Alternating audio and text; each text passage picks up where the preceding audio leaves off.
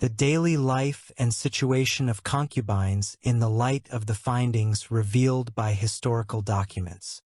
According to Ottoman tradition, the harem was off-limits to outsiders because it served as the residence of the emperor, his mother, known as the Valide Sultan, equivalent to the Queen Mother, and his sons, referred to as Shahzad. Some foreign travelers attempted to uncover the mysteries of the harem, but all activities within remained hidden from view. They relied on their imaginative visions to describe the harem, which is why there are discrepancies between Orientalist paintings and historical accounts of the imperial palace. The concubines in the harem enjoyed good living conditions. If a concubine wished to leave the palace and marry someone else, she was promptly sent to marry outside the palace and provided with a house and money.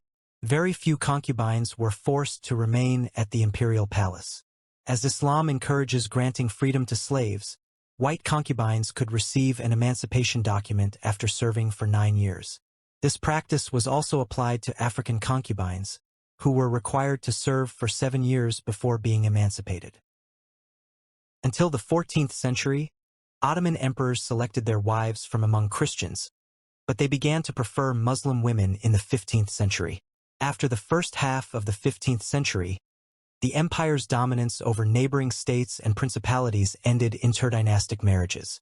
During the reign of Suleiman the Magnificent, marrying concubines became customary.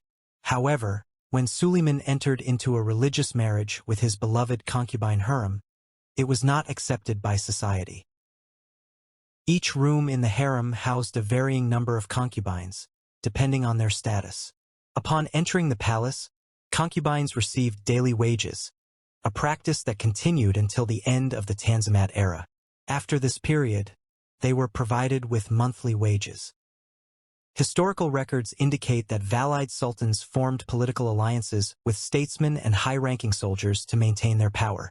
In the 17th century, the harem became the epicenter of power struggles.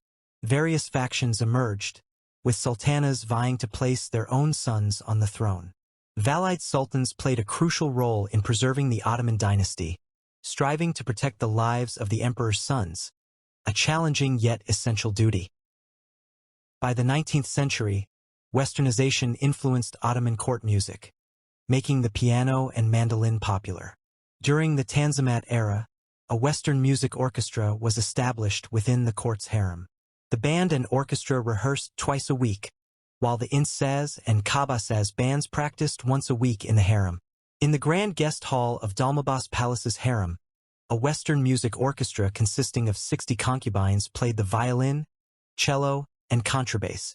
Additionally, sultans and shahzads occasionally attended these musical events.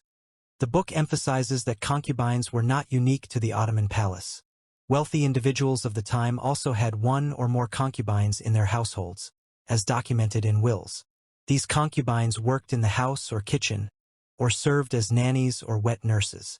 What distinguished the palace concubinage system was that concubines in the harem were well-educated, had opportunities to advance within the harem, and could potentially become the sultan's wife.